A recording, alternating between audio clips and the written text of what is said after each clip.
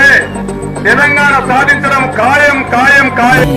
రాదురా ఏ విజయం నీ కోసం నా కోసం.